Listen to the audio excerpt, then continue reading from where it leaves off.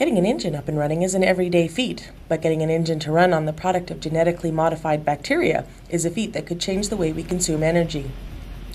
A team of students from the University of Alberta has been working on a way to create an organism that will produce high-quality butanol fuel for an annual competition hosted by MIT.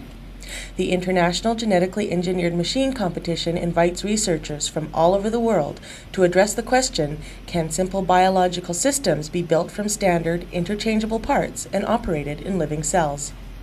In other words, can scientists break down living organisms to the building blocks of life, like so many Lego pieces, then build something else with them? The U of A team proposes using butanol to eventually replace gasoline. Butanol can be blended into existing gasoline at much higher proportions than ethanol without compromising performance, mileage, cold starting, or volatile organic pollution standards. The team intends to genetically engineer E. coli bacteria to convert biomasses into butanol. They hope to accomplish this by introducing the genes responsible for butanol production in an organism called Clostridium into E. coli. By using an organism that is photosynthetic, they can produce the fuel without competing for food supply. They also hope to increase the E. coli's tolerance to butanol. The team is currently running butanol engine tests to collect base data to use as a comparison once their own fuel supply is ready to go. But our cell eventually will maybe, not a lot of it at the moment, but after optimized many years down the road, hopefully we'll get a cell that will create lots of butanol. Basically what we did was we looked at the organism Clostridium, and it's what's normally used to create butanol right now. And there's a pathway in there with 5 enzymes, and we took each of those enzymes and made them into biobricks, which ties into the iGEM, which is you're making parts from genetic DNA.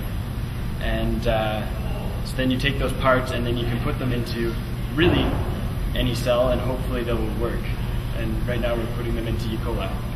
The U of A team, dubbed Buta-nerds, is truly interdisciplinary, consisting of students from the departments of biological sciences, mechanical and electrical engineering, immunology, pharmacology, biochemistry, and physics. My background is in physics, and I'm kind of a computer modeling person, and I know very little about engines, and I know very little about even biology. So it's I work on Project Cybercell, so we're building simulations of cells at the molecular scale, and so there is a connection on the modeling side. What is the utility of being able to model cells so that you can create new cells which do useful things, and fuels is a good example of that. Theoretically, if the only fuel on our planet was butanol and it was produced in this manner, there would be little net carbon dioxide produced. The team heads down to Boston in November for the International Genetically Engineered Machine Jamboree at MIT to present their findings.